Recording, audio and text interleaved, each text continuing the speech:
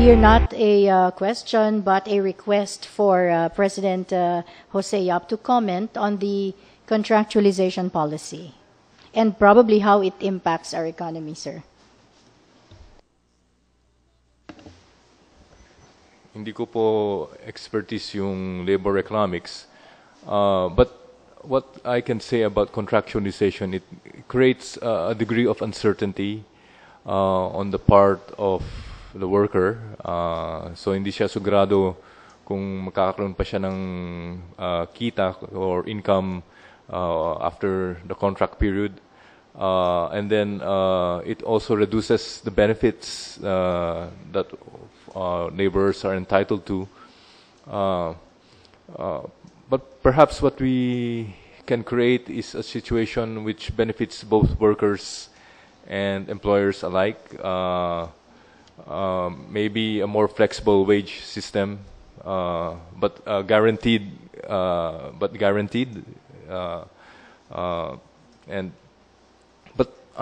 What's really more important is to increase our investment. I forgot to show the slide. Mababa po kasi ang ating investment rate kumpara sa ating mga kasamaan dito sa Asia. Our investment rate is only about 20% of GDP. So what it means that if we earn 100 pesos, we only put 20 pesos save it for a rainy day or use it to build roads, bridges, and the like. Whereas compared to Indonesia, Indonesia has an investment rate of 30%, 30%. And as I mentioned, we only have an investment rate of 20%. And that ensures more employment. More investment ensures more employment.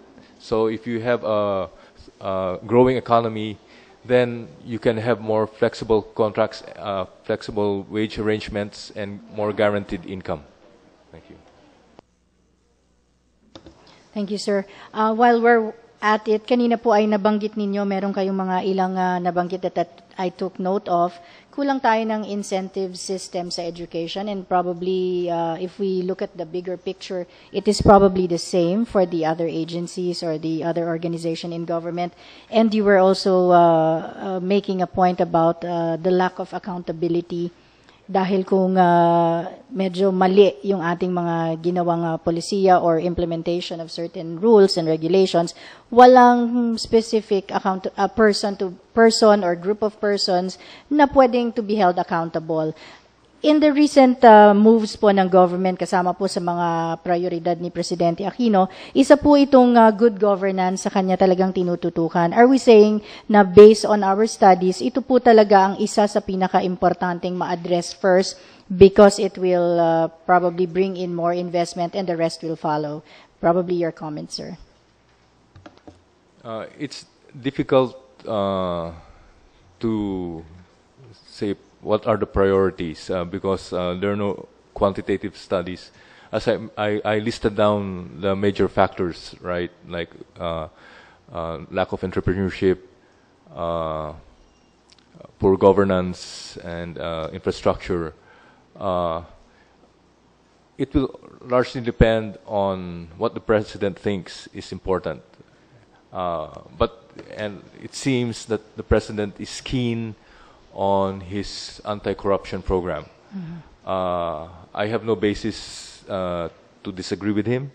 What I can say is that corruption is also an important deterrent to investment. He has taken that approach, and perhaps it's best that he really sees it through, okay, that anti-corruption, and then that means that people will be held accountable for certain actions, and then resources will be allocated properly. So, as I mentioned, it's his priority. That's where his direction is. He just has to see it through. Don't stop halfway and then move again to another priority. Okay, so that and then but. Having said that, he has. I think if you look at the Philippine Development Plan, look at it closely. There are many recommendations and programs that address all these major constraints, and I'm particularly personally pleased with that development.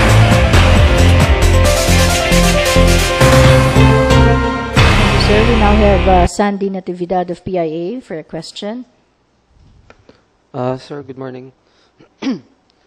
Sir, we know for a fact na yung study finds its success pag na-utilize. Sir, can you describe to us yung rate of utilization ng mga PIDS study?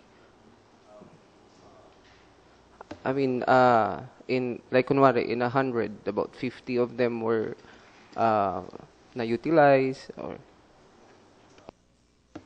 That's an excellent question. Our board, we have a board of trustees chaired by the Secretary of Economic Planning, Secretary Padrangga.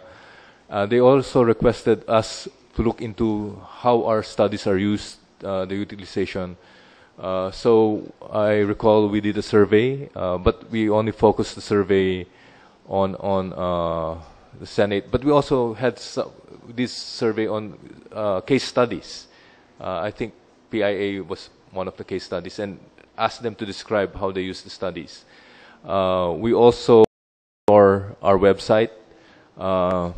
What I remember is that we have a fairly good number of hits, what they call hits, and downloads. And then we also monitor which studies are downloaded the most. I don't remember exactly what study, but I'm sure it was not my study that was downloaded the most. But there are popular. But what I can say is we are conscious of the efforts to make sure proper channels. And for example, all senators receive copies of our study. Okay, we make sure of that. Okay, all senators receive. And then we send to committees in Congress, in the House of Representatives. It's too expensive to send copies to all of them, so we just send to the committees and then the library. So that's what we make sure of. In terms of utilization, we really can't give a number, but we try to monitor. Yes. Sir, based on your monitoring, ano po yung na-observe nyo na reasons bakit hindi siya, kasi kanina may sinite ka na may, yung parang you feel like merong failures din in terms of like hindi siya na-adapt your recommendations. Ano po yung mga reasons normally na nakikita nyo kung bakit hindi ina-adapt yung recommendations ng study ng PIDS? At the risk of anyway, decision making is always a political process. You have other considerations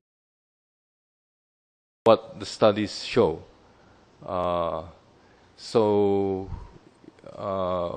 In some cases, vested interests play a role.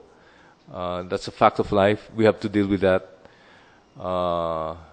In some cases, perhaps the decision maker has some other knowledge about the situation beyond what the research says. So, just to give an example, do we reduce the tariff on sugar?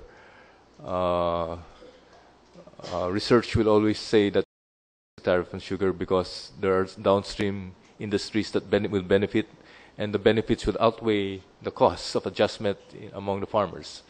But the leaders in the sugar industry may know something more than the researchers. That's one example. Or there's some interests that dominate beyond what the research will show. So that's generally the situation.